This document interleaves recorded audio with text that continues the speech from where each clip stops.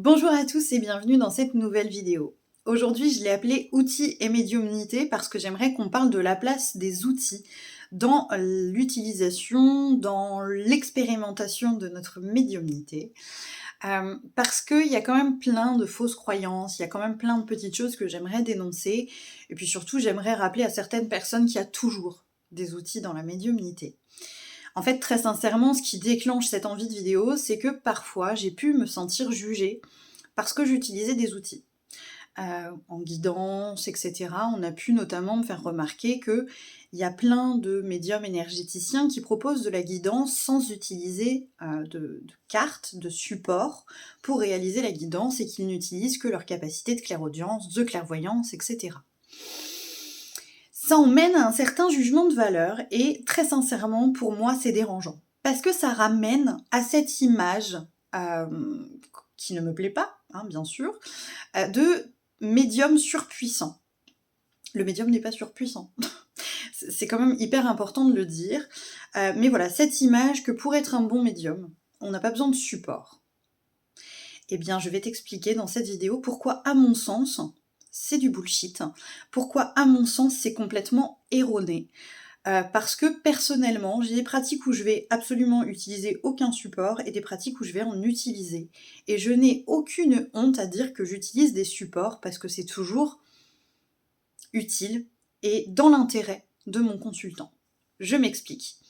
L'une des consultations où j'utilise le plus de supports, c'est la guidance. En guidance, lorsque vous venez, il y a toujours mes jeux d'oracle prêts à disposition sur la table pour pouvoir vous recevoir et répondre à vos demandes de guidance, qu'elles soient orientées ou non. Je choisis personnellement d'utiliser des supports en guidance. Pourquoi ? Parce que vous le savez, si vous me connaissez bien, je suis principalement clairsentiente, avec quelques flashs et quelques infos en claircognition. Mais du coup, je n'ai pas de grosses capacités de clairaudience et de clairvoyance qui me permettent d'accéder à des informations de type rapide. Et puisque lorsque vous venez me consulter en guidance, vous avez un forfait soit d'une demi-heure, soit d'une heure, moi mon intérêt c'est de vous apporter un maximum d'informations pendant cette durée de temps que vous vous êtes offerte avec moi. Et donc mes jeux de cartes me permettent d'aller très vite cibler ce qui est important, ce que je dois prioriser dans les informations à transmettre. Où est le malasa ? En plus de ça, j'adore les cartes. Donc, c'est un plaisir de travailler avec les cartes. Je vais pas me priver de ce plaisir, quoi qu'en pense la bien-pensance de la sphère ésotérico-spirituelle dans laquelle nous évoluons de nos jours. Donc, c'est ce premier cas de figure où vraiment l'outil me permet de gagner en efficacité et où donc, pour moi, c'est absolument indispensable de ne pas m'en priver. Ce serait comme aller courir un marathon en talons aiguilles alors que j'ai une paire de baskets. Vous voyez l'idée ? C'est vraiment cette idée-là d'aller apporter un support qui me permette de devenir extrêmement efficace, extrêmement précise dès les toutes premières minutes de la guidance. Le deuxième point pour lequel j'utilise des outils de façon très régulière et importante, c'est parce que j'aime mes outils. J'ai un lien avec mes outils. Je viens de l'évoquer pour les cartes, j'adore les jeux de cartes. J'adore les jeux d'oracle, je commence à avoir une petite collection. Il y en a certains avec qui j'ai des liens d'affinité très spécifiques, où on a vraiment mis en place des espèces d'accords tacites entre nous, où ils savent que quand je viens chercher ce jeu-là, ils savent que je viens chercher tel élément dans ce jeu-là, etc., etc. Mais il n'y a pas que les cartes avec lesquelles j'adore travailler. J'adore travailler avec certaines pierres. Tu as sûrement remarqué que dans mes vidéos, je porte régulièrement ce très très joli mala qui m'a été offert par Marie Youpi. Je vous mettrai son lien dans la description parce qu'elle fait des merveilles. C'est devenu ma blouse de travail. J'enfile ce mala lorsque je pars en consultation, lorsque je pars travailler. C'est une mise en condition. J'aime aussi de tout mon cœur mon pendule. On a un lien tous les deux qui est extrêmement fort, qui me plaît énormément. Et j'ai plein d'autres liens avec des encens, des outils de fumigation, avec lesquels j'aime tout simplement travailler. Donc il y a aussi la notion de plaisir à fréquenter nos outils et c'est pas du tout à dénigrer. Enfin, il y a aussi des outils qui nous permettent des éléments de rassurance. Utiliser un support permet parfois tout simplement de se sentir suffisamment en confiance. Et ça, c'est une étape qui est extrêmement importante. Je vais évidemment faire un lien avec la vidéo de la semaine dernière sur le doute du médium.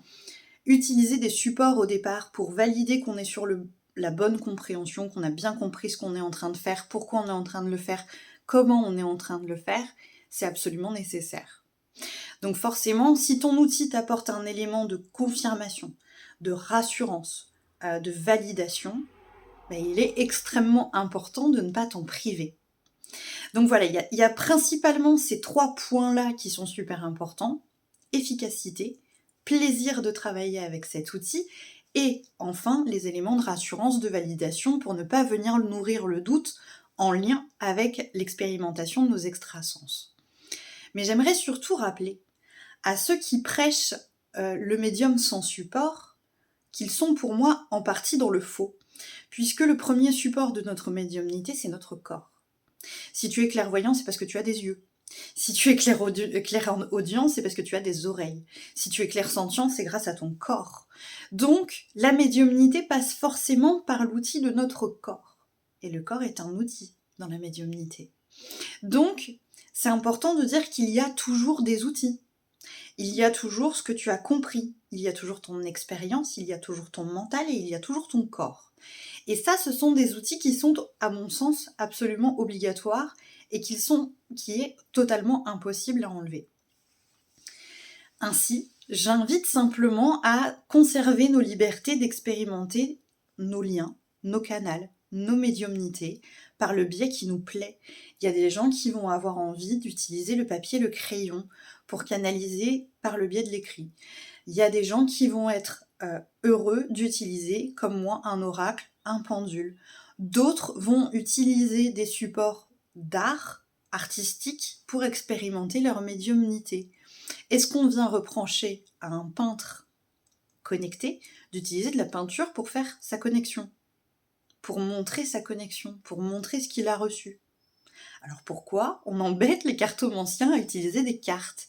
J'aimerais juste soulever ces incohérences-là et évidemment vous inviter à vous lier avec vos outils.